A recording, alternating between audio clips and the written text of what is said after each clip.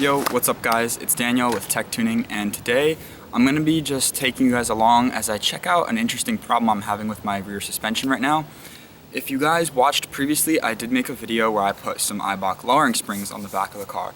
And what I explained in that video was I had bought them secondhand. So I kept these to use on my car because I have now gotten the ground control front suspension coilover kit. So stay tuned to watch that video come out when I install those on the front of the car. But ever since I put on these rear springs, I've had a weird issue where I'm not certain if it's because of the springs, but I'm investigating that today, that the back of the car, the left side is sitting a little bit lower than the right side.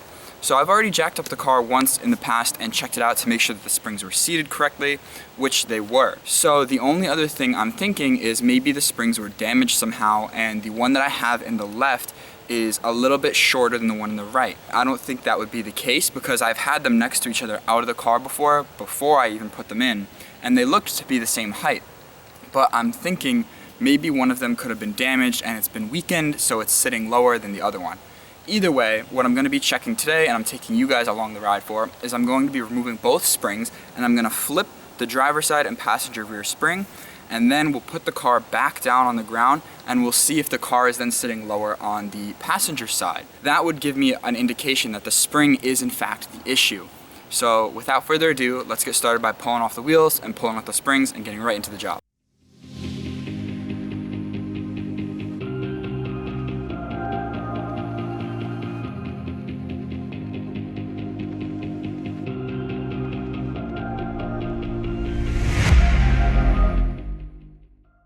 So coming underneath the car, just like it was in the installation video, I have just the 14mm bolt to take out for the bump stop, and then that'll come out. And then if I disconnect this rear shock, which is also 14, we should be able to remove that. And then this lower control arm will come down a little bit and I can pop the spring out. You guys can see here that from running the spring, it really ruined the little rubber insulators I had, but these were pretty dried up anyway. I did get new ones of these, but I'm not gonna put the new ones in until I put the new rear shocks in. Because right now, with the lowering spring, there's a lot of space. As you can see, it's stuck to the top right here, and there's a lot of space between the car and the spring. So if I put the new ones in, I'm worried that they could just fly out and I would lose them on the road. So I'm just gonna keep running these, and when it comes time to put everything new in, I'll put the new rubber ones in, and I'll also touch up around here where I can see it's scratching up a little bit. I'll clean it all off, spray it with a little prevention to keep rust from starting, and so forth. But let's get right back into pulling out the bump stop and disconnecting the rear shock.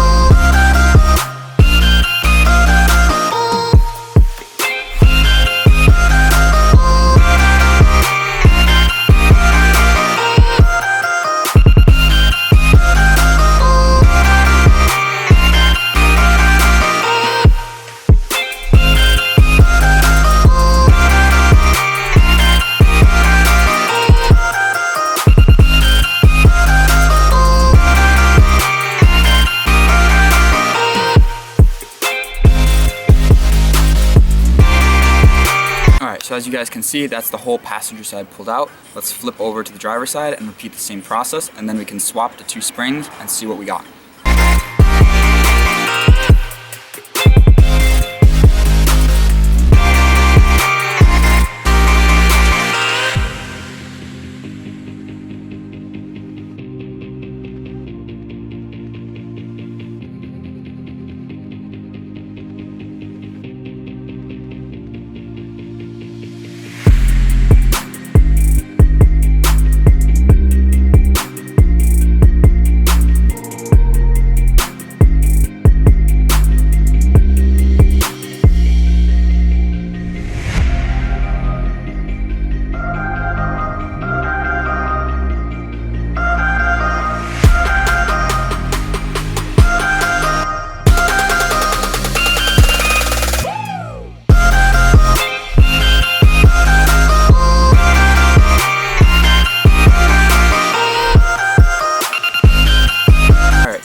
have both springs out now, and I just marked one of them with a little LD for left or driver side.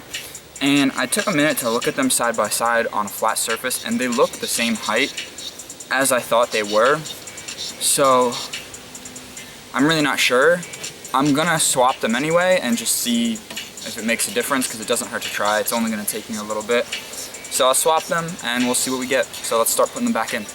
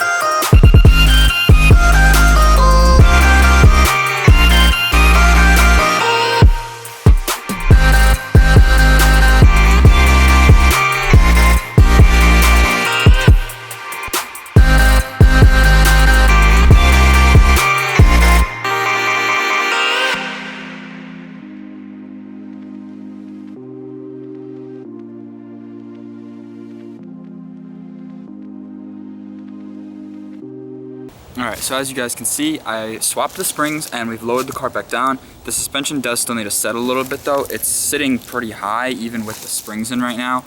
So I'm going to let it settle, I'll drive it around, and I'll come back and we'll take a look at how it's sitting then. Alright, so the car's settled. I drove it around for a few minutes, shook down the back end of it, and it's all sitting pretty much the exact same way it was before, which is really interesting because I don't know what else could be causing one side to be sitting lower than the other.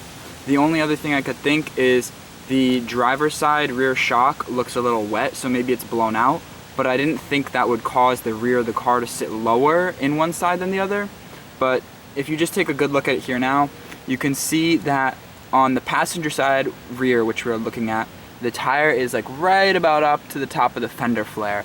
There's no rubbing or contact or anything, but if you just look at it height-wise for a measurement, you can see that's where it's about sitting. And now let's jump over and we can look at the driver's side rear and you'll see the difference I'm talking about. So now looking at the driver's side rear, you can see exactly what I'm referring to, that in this side the tire is really tucking up into the fender. It doesn't particularly look bad, except it's just not even with the other side. I mean, the other side, the top of the tire was pretty much up, and now it's like you can barely get a hand up in here because it's sitting so much lower down. Like I said, at this point, the only other thing I could guess is that if the springs are the same on both sides, then maybe the one rear shock being supposedly blown out could be causing it, which that'll get fixed when I put in the new rear shocks, when I do all the rest of the suspension, like the coilovers for the front. So hopefully that takes care of that. So yeah, all in all, that's gonna about wrap it up for this video. All I really wanted to do was just take you guys along as I tried to do some diagnosis on the car, basically giving you guys a little bit more of what it's like having the car and not just how to do things. So like I said before, I did get the ground control front suspension, which I will be doing an installation video on that. It seems like a pretty straightforward process, but hopefully you guys stick around to watch that and some of the other future videos I make. But thank you guys for watching this one. I'll see you next time.